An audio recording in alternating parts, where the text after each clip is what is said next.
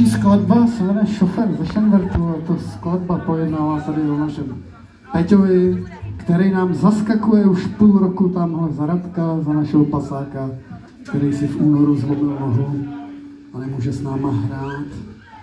Takže Peťovi děkujeme za to, že nás takhle půl roku drží.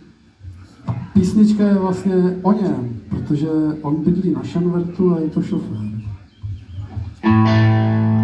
Ještě bych podotknul, že Šenvert je taková čtvrť v Sokolově za nádražím.